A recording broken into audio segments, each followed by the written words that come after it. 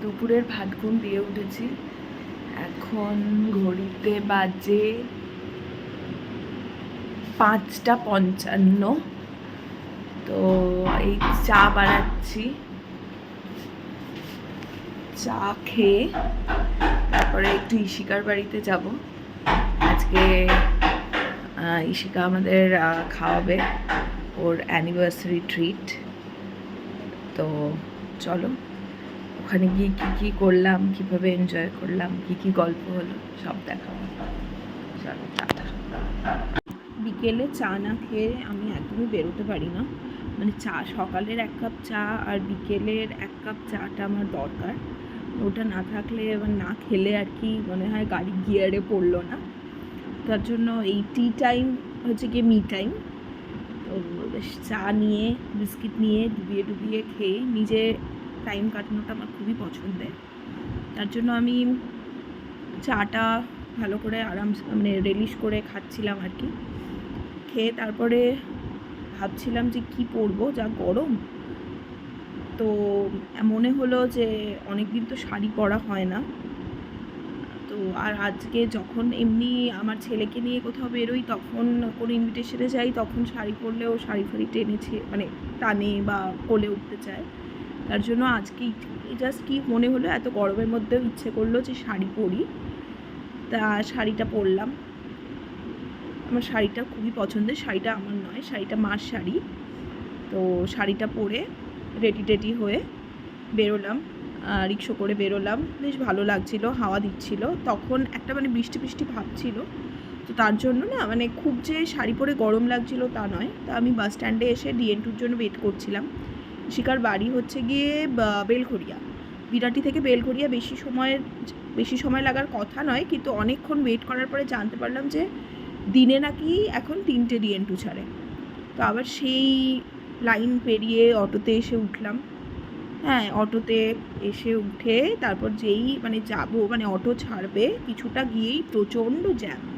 মানে 20 মিনিটের journey, jam দেখি আর মানে এত জ্যাম, আর তো অটো নড়েই না। ভীষণ ইরিটেট লাগছিল তখন আর কি। তখন মনে হচ্ছে কেন শাড়ি পরে এলাম, গরম লাগছে, তার উপর লোকের ক্যাচিমিচি, একেবারে ভীষণ অস্বস্তি লাগছে, রাগ হচ্ছে। চারদিকের অবস্থা তোমরা দেখো। ঠিক বেলঘড়িয়া ব্রিজের সামনেটায় মানে ইলেকশনের জন্য কিছু একটা ভাষণ বা সভা কিছু একটা হচ্ছে, তার জন্য লোকের এত হয়রানি। ঠিক ব্রিজের মুখটায় জ্যাম, একটা মানে সাইকেল অবধি এগোতে পারছে না, অটো এগোতে পারছে না। ভীষণ মানে অবস্থা, লোকজনের চিৎকার চেঁচামেচি। দেখো আমি তারপরে অটো থেকে নেমে গেলাম ব্রিজের মুখে।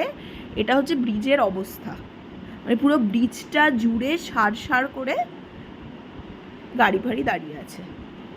তারপর আমি পুরোটা হাঁটলাম, হেঁটে সেই সাবওয়ে দিয়ে ক্রস করে, তখন নাজেহাল অবস্থা আমার। সাবওয়ে দিয়ে ক্রস করে 1 নম্বর প্ল্যাটফর্মের দিকে গেলাম। তারপর যখন ফাইনালি ইশিকার বাড়ি পৌঁছলাম, এই যে এই তোজো বাবার মুখের হাসিটা দেখে আমার সব কষ্ট একদম ফুৎকারে উড়ে গেল। তো আমি ঢুকতেই ইশিকা আমাদেরকে মানে স্ন্যাক্স দিল। তো এই দেখতেই পাচ্ছ এই গরম গরম তন্দুরিটা, মানে আমি যেতে যেতে কিছুটা ঠান্ডা হয়ে গেছিলো। তো খুব করে আর কি মানে তখন গিয়ে একটু চোখে মুখে জল দিয়ে বসলাম, গল্প আড্ডা, মানে অনেক দিন বাদে 3 জনে মিলে আমরা খাওয়া দাওয়া আড্ডা গল্প সব শুরু হলো আর কি। প্রথমে তো মানে আমি মানে এতটাই মাঝখানে তো ফোন করে ইশিকাকে প্রচণ্ড মানে ভাবছিলাম যে আমি হয়তো যেতেই পারবো না। তারপর এসে মানে পেটে খাবার পড়তে মাথাটাও একটু ঠান্ডা হলো। তারপর আস্তে আস্তে তোজো দুষ্টুমি করছিল, তখন তারপরে আমরা মেন কোর্সের দিকে এগোলাম। দারুণ ইয়ামি ছিল ফ্রাইড রাইসটা। সব থেকে মানে ইউনিক ডিশ ছিল এই পনিরের ডিশটা। পনিরটা না মানে এত সফট ছিল আর মানে দারুণ খেতে ছিল। আমি ঠিক নামটা বলতে পারবো না, ওদের ওই বেলঘড়িয়ার ওখানেই কোনো একটা মিষ্টির দোকানে এই ডিশটা মানে ওরা রান্না করেই দেয়, ওদের দোকানেরই পনির, ওদের দোকানেই ওরা রান্না করে দেয়। তো এই কদিন ধরে এত কোল্ড ড্রিঙ্ক খাওয়া হচ্ছে, মানে রোজই প্রায় 1 বোতল কোল্ড ড্রিঙ্ক আমি শেষ করে ফেলছি। এই পনিরটা দেখো তোমরা, পনিরটা না ভীষণ সফট, ভীষণই সফট, মানে এত ভালো খেলাম। খাওয়ার পরে আইসক্রিম তো আমার মোস্ট ফেভারেট। তখন কিছু একটা বলছিলাম ভিডিও, টমাটো দেখি টমাটো। তারপরে ইশিকার অ্যানিভার্সারি গিফটটাও আনর্যাপ করছিল। আমরা সবাই মানে ভাবছিলাম যে গিফটটা পুরোপুরি সমাপ্তি ওর চয়েসেই কিনেছে, কারণ যেহেতু আমার পক্ষে বেরোনো সম্ভব ছিল না, ও নিজেই পছন্দ করে কিনেছে।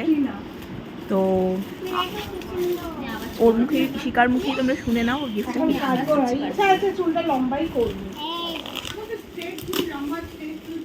স্ট্রেটনিং আর করাই না বাবা, যা তো নিচে ছিল আমার, আমি টাকলা হয়ে গেছিলাম স্ট্রেটনিং করে। তোর জন্য আর কোনো কিছু না, কালার করি না স্ট্রেটনিং করি। হ্যাঁ ভীষণ ইয়ে হয়, নর্মাল চুল সবচেয়ে ভালো হয়, কোনো কিচ্ছু আর করি না। এত চুলের টেক্সচার নষ্ট হয়ে যায় কেমিক্যালগুলোতে, চুল মায়ের। দে আমি রেখে দিচ্ছি। হ্যাঁ তুমি ছিটতে পারবে না। এটা ইয়ে করা যায় না, বোটাকে কাঁচি দিয়ে কাট, পারবি না, হাত কেটে রে বাবা। দরকার নেই দরকার নেই, দাঁড়া দাঁড়া বাবু। এগুলো ইয়ে প্লাস্টিকের, হাত কেটে যাবে। এটাতে অবশ্যই এরম ভাবে বার করা যেত। এই যে 3 বছর হোক। মাইক্রোওয়েভ তো। হ্যাঁ বেশ ভালো হয়েছে না? মাইক্রোওয়েভ, ঢাকনাটাও মাইক্রোওয়েভ। হ্যাঁ পছন্দ হয়েছে।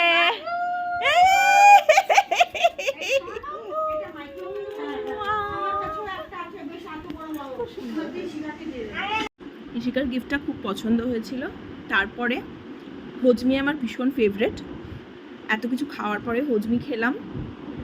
তো সমাপ্তির খুব দেরি হয়ে যাচ্ছিল, ও যেহেতু যাবে, বাজে 10টা ইয়েতে করে, আমি ওর নিজের স্কুটার চালিয়ে যাবে গেছি, তার জন্য ও বেরিয়ে গেল।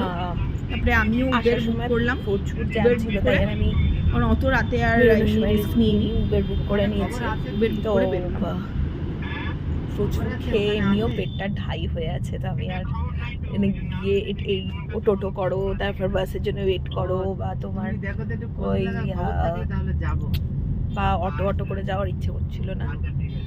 অনেক এত কিছু খাইয়েছে না, তো তার জন্য উবের করে নিয়েছি। এসির হাওয়া খেতে খেতে যাব।